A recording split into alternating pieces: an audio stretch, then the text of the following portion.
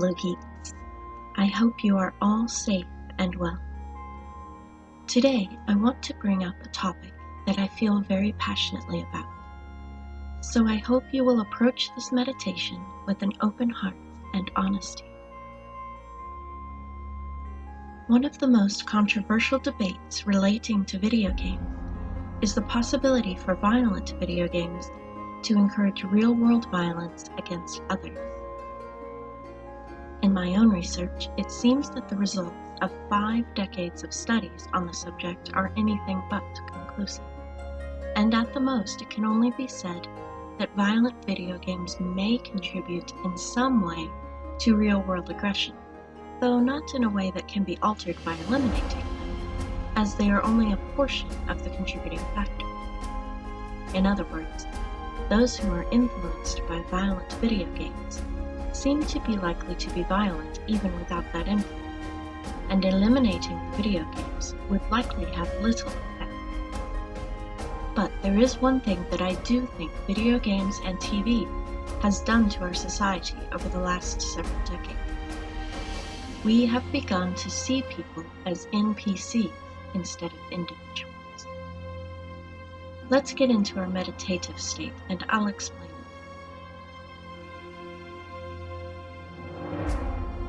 Let's begin by getting comfortable. Sit in a chair or on a cushion on the floor, keeping your back straight. You can also lie on your back in corpse pose on the floor, or even listen to this guided meditation in bed. Just be sure your back is straight, and you are able to relax your muscles, and you can minimize or eliminate any distractions, such as turning your phone to silent and closing the door. You can close your eyes or lightly focus them on the images here. Pay attention to your breathing. Take in a slow, deep breath through your nose. And as you do, clench your fists and tighten all the muscles in your torso and upper body. Hold the tension and the breath. Slowly release your breath while relaxing your muscles. Take another slow, deep breath, but this time curl your toes and tighten the muscles in your legs and lower body. Hold the tension and the breath. Now slowly release your breath while relaxing your muscles. On your third deep breath, clench your fists, curl your toes, and tighten all the muscles in your body, bringing all the stress to the surface. Hold the tension and the breath. Then release through your mouth and relax your entire body. Slow your breathing and keep it steady, not too fast or too deep, just relax. Focus on the air filling your lungs and pay attention to your stomach. When you inhale, your stomach should inflate like a balloon. When you exhale, your stomach should pull inward. This belly breathing is the natural and best way to breathe while meditating and even throughout your day. It naturally calms your body and mind. Breathe in and out. Full breaths through your nose. Loosen your jaw and relax.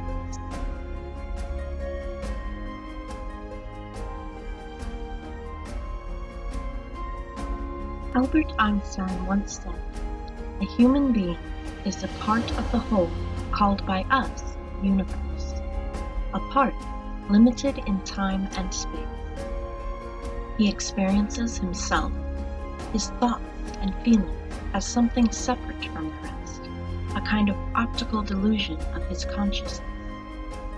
This delusion is a kind of prison for us, restricting us to our personal desires and to affection for a few persons nearest us. Our task must be to free ourselves from this prison by widening our circle of compassion to embrace all living creatures and the whole of nature in its beauty.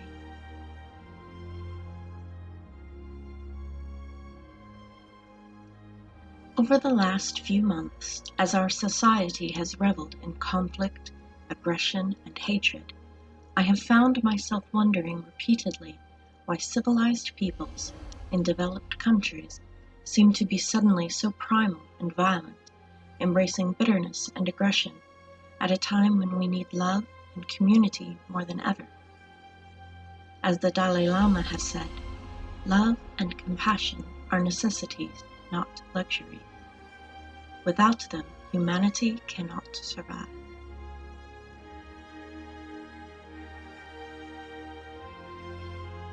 Then I became aware of something in the majority of my favorite games, with or without violence. So many of the characters have no names. Some even have no faces. I thought about some of the more violent scenes in recent movies and television shows, and noticed how so many of those who died during those scenes were not the main characters, but extras. People in whom the viewers have no real vested interest. I thought of the guards in Skyrim, those cheerless characters who always seem to have taken arrows to the knee, but care nothing about the theft of my sweet roll. I thought about the thousands of nameless characters who have died in my many, many playthroughs of Dragon Age, Skyrim, or other RPGs, often by my own hand.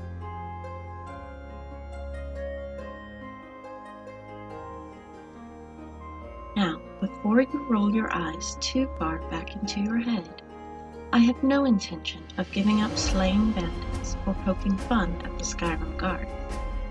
Nor am I saying violent video games or movies are the cause of the divisiveness we see in our world today. What I would like to draw your attention to is the tendency for us to translate this careless attitude towards nameless NPCs into our waking lives. How much easier is it for us to curse the nameless, faceless driver in front of us than if we knew that driver was our best friend? How much more patience would we show them then?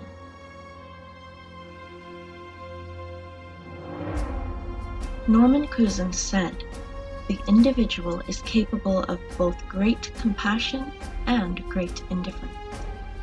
He has it within his means to nourish the former and outgrow the latter."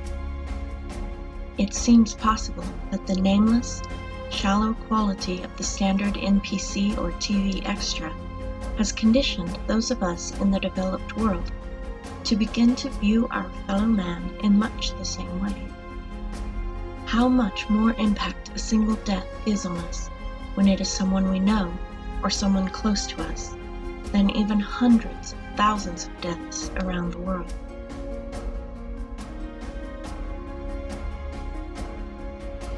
Mahatma Gandhi famously said, "Be the change you wish to see in the world."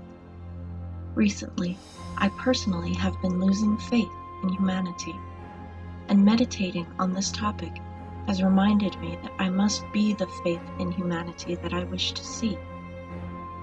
I don't need to change the way I play video games or to change the games themselves, but I have decided to become more mindful about the living person behind the nameless crowd around me.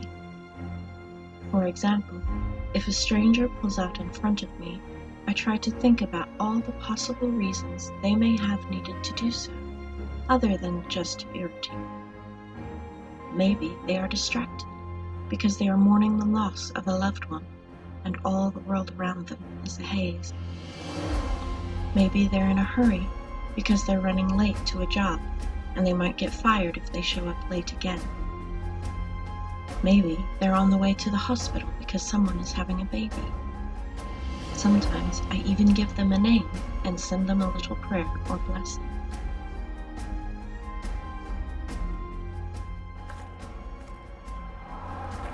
They have decided your guilt.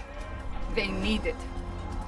The people of Haven mourn our most holy, divine Justinia, head of the Chantry. The conclave was hers. It was a chance for peace between mages and Templars. She brought their leaders together. Now they are dead. We lash out like the sky, but we must think beyond ourselves as she did.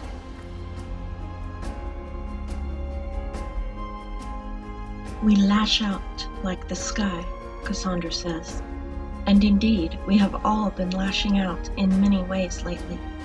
A reaction brought on by fear of illness and anger over injustice. But the Tao Te Ching reminds us, with compassion, one becomes courageous. Compassion brings triumph when attacked. It brings security when maintained. If we can embrace compassion for those around us, even when we don't know their names or their stories, perhaps we can build a much stronger community and transcend the destructive nature that we as humans have. Instead of putting others in their place, perhaps we can then put ourselves in their place.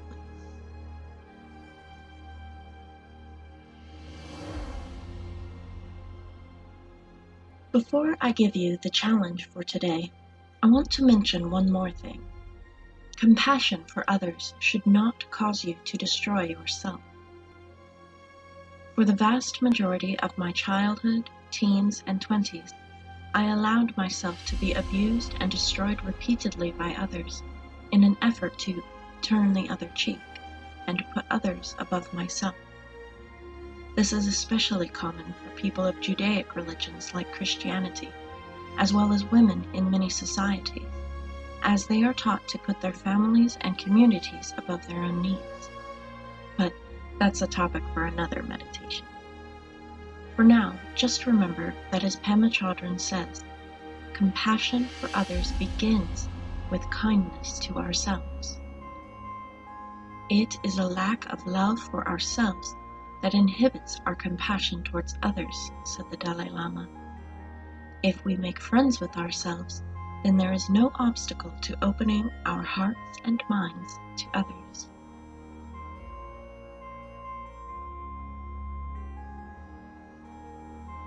Today, I want to challenge you to spend a few moments thinking about the most recent times you've experienced irritation or aggravation towards a stranger. What could their name be? What could their story be? Ask yourself how often you forget that the cashier at the store, or the delivery driver, or the construction worker are real people with lives and families and stories. Who are the NPCs in your life? If you're brave enough, think about the group of people you would consider your enemies. Then consider how they may have become that for you. Have they truly attacked you directly? Or are they lashing out like the sky, perhaps from a place of fear? How have you lashed out lately? And in what ways could you practice more compassion for those around you? And just as importantly, how much does your compassion include yourself? How kind are you to yourself when you make mistakes or lash out?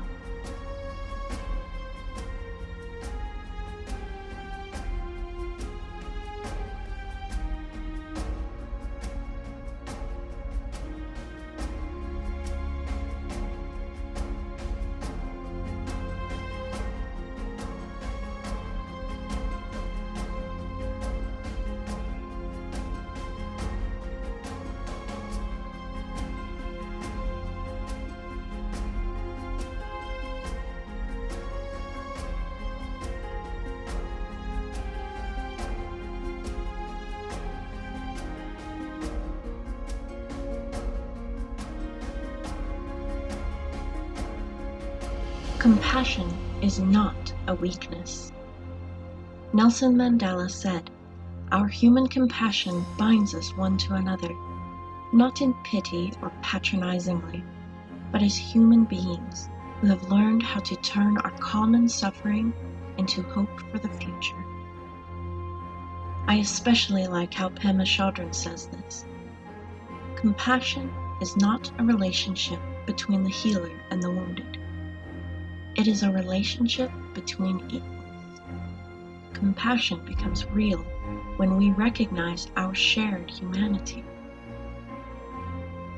As you go forward in life, I challenge you to rise above the human tendency to lash out like the sky, as well as the modern tendency to see the people around us as NPCs instead of individuals. Your daily choices reflect your true values, so make a mindful effort to show compassion, both to yourself and to others.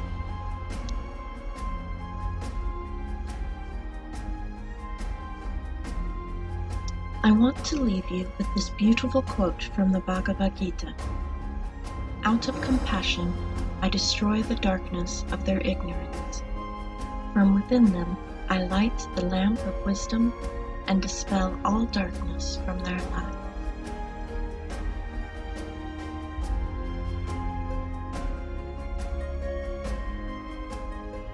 Now start to wiggle your toes and fingers. Wake up your body slowly. Open your eyes if they were closed and look around to ground yourself. Thank you for joining me in this meditation today. I hope it helped you. Please feel free to share feedback or ask for a specific topic in a future meditation in the comments below. May God go with you, live long and prosper, and may your roads lead you to warm sand.